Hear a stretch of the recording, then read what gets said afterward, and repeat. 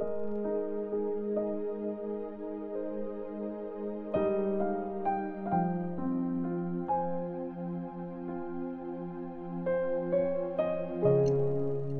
chapter 5. Tinawag ni Jesus ang mga unang disciples.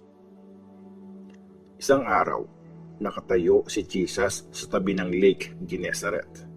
Nagsisiksikan ng maraming tao palapit sa kanya at gustong makinig sa salita ng Diyos. May nakita si Jesus na 2 bangka sa tabi ng lake. Iniwan na ng mga mangingisda ang mga bangka at hinuhugasan ang mga lambat nila. Sumakay si Jesus sa isa sa mga bangka, yung bangka ni Simon, at sinabi niya, "Ilayo mo ng konti ang bangka sa pampang." Tapos, umupo siya sa bangka at tinuruan ang mga tao. After magturo, sinabi ni Jesus kay Simon, "Dalhin mo ang bangka sa malalim na parte ng lake. Tapos, ihulog niyo ang mga lambat niyo para makahuli ng mga isda." Sumagot si Simon, "Master, magdamag po kaming nagtrabaho pero wala kaming nahuli. Pero dahil sinabi niyo, sige, ihuhulog ko ang mga lambat." Ginawa nga nila ito at nakahuli sila ng napakaraming isda at halos mapunit na ang mga lambat nila. Kaya sinenyasan nila ang mga kasama nila sa kabilang bangka para tulungan sila. Lumapit ang mga ito at pinuno nila ang 2 bangka na halos lumubog na dahil sa dami ng huli. Nang makita ni Simon Peter ang nangyari, lumuhod siya sa harap ni Jesus at sinabi, "Lumayo kayo sa akin, Panginoon. Makasalanan po ako." Namangha si Simon at ang mga kasama niya sa dami ng nahuli nilang isda. Ganun din ang mga kasosyo ni Simon, sina James at John, mga anak ni Zebedee. Sinabi ni Jesus kay Simon, "Huwag kang matakot. Simula ngayon, mga tao na ang huhulihin mo."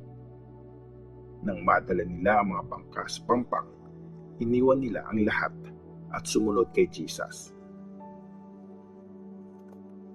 Pinagaling ni Jesus ang lalaking may ketong. Nung nasa isang bayan si Jesus, may lalaki doon na may ketong. Nang makita niya si Jesus, lumuhod siya na halos nakadapa na sa harap nito at nagmamakaawa.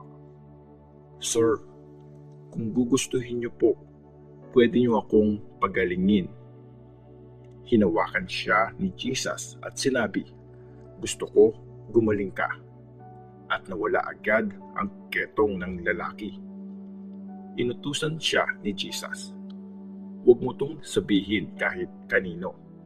Pumunta ka sa priest at magpatingin, tapos mag-offer ka ng sacrifice gaya ng utos ni Moses para patunayan sa mga tao na gumaling ka na nga."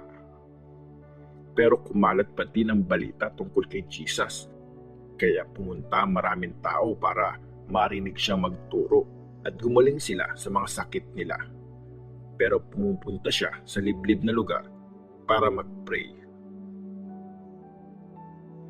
Pinagaling ni Jesus ang paralyzed na lalaki.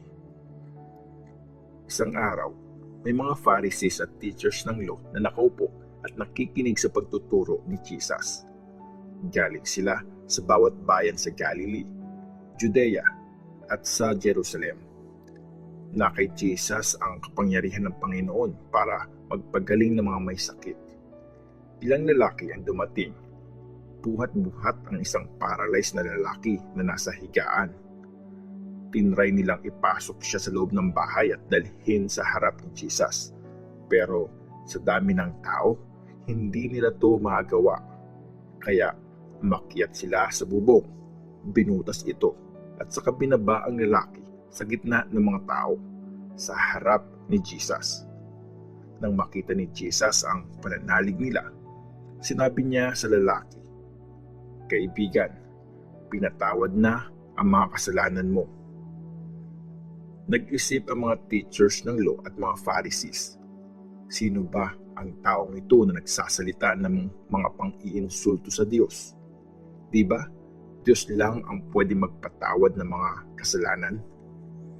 Alam ni Jesus ang iniisip nila kaya sinabi niya sa kanila, "Bakit ganyan kayo mag-isip? Ano bang mas madaling sabihin? Pinatawad na ang mga kasalanan mo o tumayo ka at lumakad? Papatunayan ko sa inyong may kapangyarihan ang Son of Man na magpatawad ng kasalanan dito sa lupa." Sinabi niya sa taong paralyzed, "Sinasabi ko sa iyo, tumayo ka, kunin mo ang higaan mo at umuwi ka na." Tumayo agad ang lalaki sa harap nilang lahat. Kinuha ang higaan niya at umuwing pinupuri ang Diyos. Talagang bumilib silang lahat. Namangha sila at pinuri nila ang Diyos habang sinasabi, "Talagang nakakabilib ang mga nakita natin ngayon." Tinawag ni Jesus si Levi. Pagkatapos nito, lumabas si Jesus at nakita niya ang tax collector na si Levi. Nakaupo ito sa pwesto niya. Sinabi ni Jesus sa kanya, "Sumunod ka sa akin."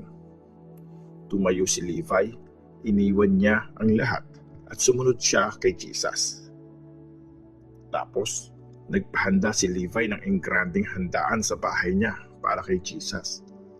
Maraming tax collectors at iba pang mga tao dumating para sa handaan. May mga Pharisees at mga kagrupo nilang mga teachers ng law na nagreklamo sa mga disciples ni Jesus. "Bakit kayo kumakain at umiinom kasama ng mga tax collectors at iba pang mga makasalanan?" Tanong nila.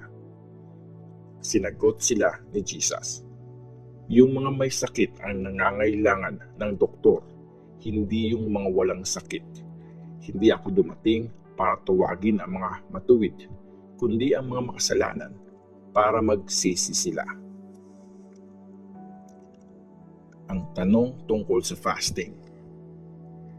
May mga taong nagsabi kay Jesus, madalas nagpa-fasting at nagpe-pray ang mga disciples ni John the Baptist. Ganun din ang disciples ng mga Pharisees. Pero hindi ganon ang mga disciples mo.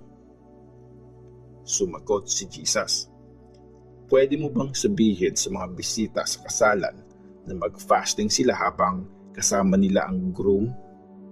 Siyempre hindi. Dadating ang araw na kukunin sa kanila ang groom at magpa-fast sila sa araw na yon." Nagkwento siya sa kanila ng isang parabol. Walang taong gumagamit ng bagong tela para itahi sa lumang tela. Kung gagawin niya yon, masisira ang bago at hindi babagay sa luma yung bagong tela. Wala rin nagsasalin ng bagong alak sa mga lumang wineskin. Kung gagawin yun, puputok ang lumang wineskin dahil sa bagong alak at masasayang lang ito. Instead, ang bagong alak ay dapat ilagay sa bagong wineskin at wala rin naghahanap ng bagong alak pagkatapos inumin ang luma. Kasi ang sasabihin niya, mas masarap yung luma.